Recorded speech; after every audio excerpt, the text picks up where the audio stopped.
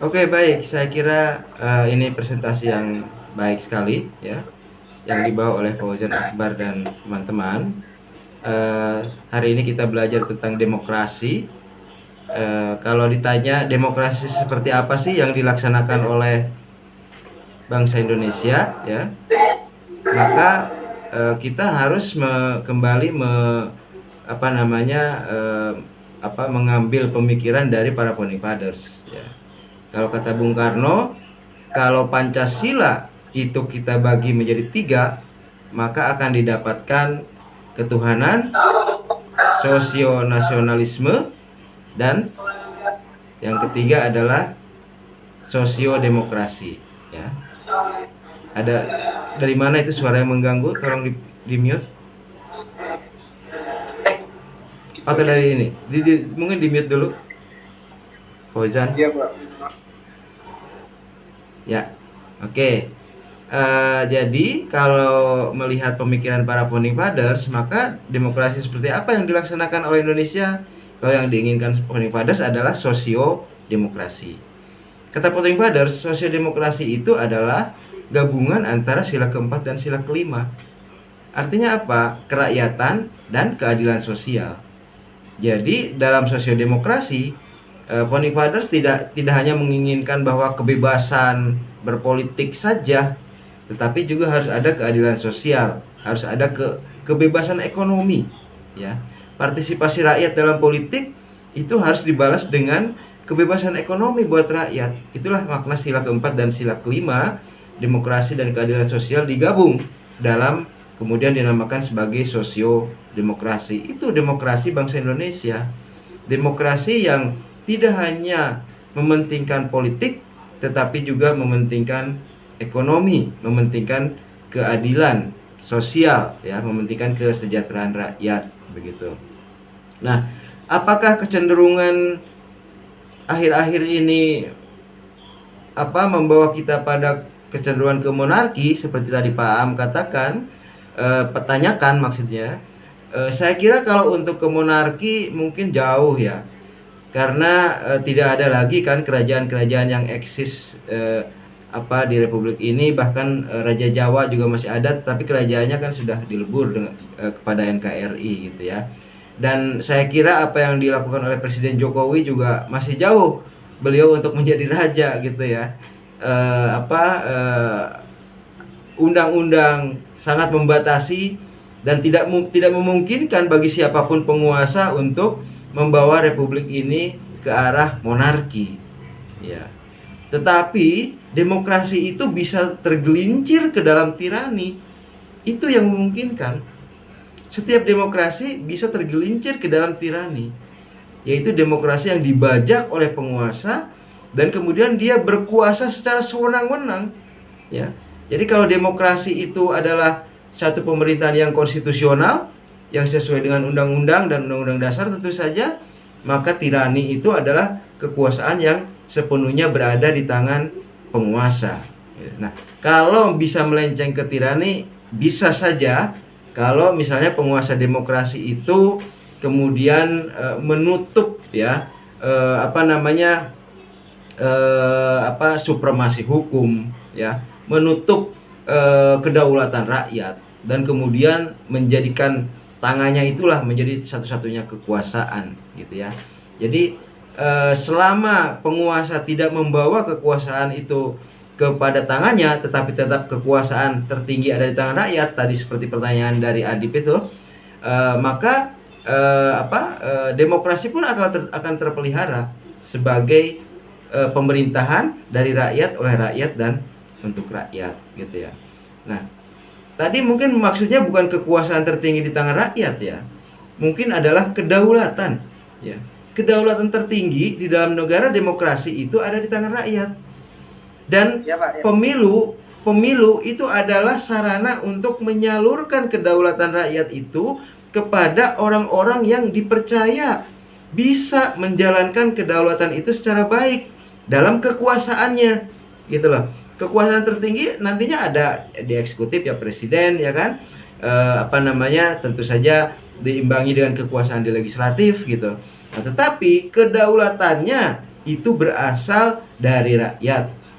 Dan rakyat memberikan kedaulatan itu dalam waktu jangka tertentu. Kalau di Amerika misalnya setiap 4 tahun sekali, kalau di Indonesia setiap 5 tahun sekali, gitu ya. Dia bisa dipilih kembali untuk 1 kali masa jabatan maksimal. Jadi keinginan Pak Jokowi untuk periode ketiga, nah itu sudah melanggar konstitusi, sudah melanggar, karena aturannya adalah presiden itu bisa dipilih 1 kali kembali, untuk 1 kali masa jabatan, gitu ya. Tidak bisa misalnya menginginkan untuk periode ketiga, gitu ya. Nah, kecuali memang konstitusinya diamandemen, tapi kan waktu itu keinginan untuk mengamandemen konstitusi itu berhasil digagalkan, gitu ya. Artinya apa? Artinya kita tetap di dalam negara demokrasi konstitusional, ya, di dalam sosiodemokrasi, dan demokrasi itu berada dalam aturan konstitusi, ya. Kenapa? Karena setiap negara, dalam negara demokrasi itu hukum yang memiliki kekuatan, ya, supremasi hukum, gitu ya. Artinya dalam negara demokrasi itu bentuk negaranya ya negara hukum, bukan negara kekuasaan sang raja, gitu ya, tetapi negara dengan supremasi hukum, negara yang diatur oleh konstitusi, undang-undang, kemudian peraturan pemerintah, peraturan daerah, dan undang-undang dan peraturan-peraturan lainnya. Itulah yang membedakan antara monarki, ya, dengan demokrasi. Kalau monarki itu hukumnya ada di tangan raja, gitu ya. Kalau kata raja begini, ya untuk seseorang ya matilah dia. Zaman dulu kan begitu. Kalau raja ingin menghukum seseorang, hukuman mati ya begini aja, mati dia. Tidak perlu lagi ada undang-undang, tidak perlu lagi ada sidang, ya di pengadilan, gitu ya. Nah, tapi langsung raja. Tetapi karena kita adalah negara demokrasi yang konstitusional, negara hukum, maka segala sesuatu itu diatur oleh hukum, termasuk kekuasaan pun harus sesuai dengan hukum. Ya, Pak Jokowi misalnya menginginkan periode ketiga tidak bisa, karena konstitusi mengatakan maksimal itu ya hanya 2 kali, gitu ya. Tapi akhirnya ya orang menyebut periode sekarang kepanjangan karena ada wakil presiden yang anaknya, kemudian sekian menteri itu ternyata ikut juga ke dalam kabinet sekarang. Nah, itu bisa ada yang mengatakan bahwa itu kepanjangan dari pemerintahan lama. Tetapi tentu saja secara formal ini pemerintahan baru. Pemerintahan Prabowo itu pemerintahan baru, hasil dari pilihan rakyat pada pemilu di 2024, gitu ya. Jadi itu adalah hasil dari hak politik yang dimiliki rakyat, gitu. Dari kedaulatan rakyat. Rakyat itu berdaulat, memiliki hak politik. Apa saja hak politik? Hak dipilih dan hak memilih. Nah, rakyat memilih. Ternyata dari hasil hitungnya itu Prabowo kemudian mendapatkan angka tertinggi dan kemudian dia bisa menjadi presiden, ya. Jadi itu adalah pilihan rakyat. Terserah misalnya sebelumnya ada kecurangan atau jangan mungkin penghitungannya ada kecurangan, ya kita tidak tahu lah. Itu kita tidak tahu. Tapi hasilnya adalah Pak Prabowo itu terpilih menjadi presiden dan kemudian menggantikan Pak Jokowi, gitu ya. Nah, apakah sekarang itu keinginan atau kepentingan rakyat itu sudah terlaksana, ya? Kita lihat apakah rakyat sudah hidup sejahtera, ya? Karena demokrasi Indonesia lagi-lagi tadi saya katakan sosiodemokrasi, demokrasi yang merupakan gabungan antara demokrasi politik dan demokrasi ekonomi. Demokrasi politik adalah kedaulatan rakyat, demokrasi ekonomi adalah kesejahteraan rakyat. Nah, dari sisi kedaulatan, rakyat sudah berdaulat, bisa memilih sendiri. Tapi apakah rakyat sudah sejahtera? Apakah kesejahteraan rakyat itu sudah di tangan rakyat sekarang? Tampaknya memang belum terlaksana, gitu ya. Tampaknya masih banyak rakyat yang hidup kesulitan, gitu ya. Nah, itu yang kemudian harus diupayakan oleh pemerintahan baru sekarang ini, gitu ya. Tugas Pak Prabowo adalah bagaimana menciptakan kesejahteraan rakyat, ya. Oke, saya kira itu tambahannya, ya. Intinya adalah demokrasi itu pertama di dalamnya ada kebebasan. Rakyat sebagai pemegang kedaulatan itu memilih siapa yang akan mewakilinya di legislatif, siapa yang akan memimpinnya di eksekutif, ya, di berbagai tingkat dari mulai presiden, gubernur, bupati, wali kota.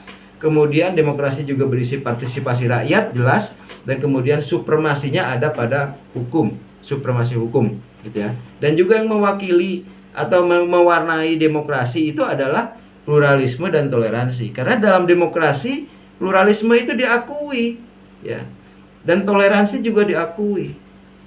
Dalam demokrasi itu kebebasan ada di setiap individu, dan kemudian setiap individu itu eksis, ya. Ada pengakuan terhadap individu, baik dia itu mayoritas ataupun minoritas, gitu ya. Oke, saya kira itu tambahannya. Silakan kalau mau ditutup. Tadi sudah ditutup ya.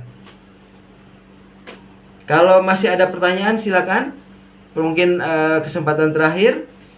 Tapi kalau tidak ada, saya pikir cukup ya.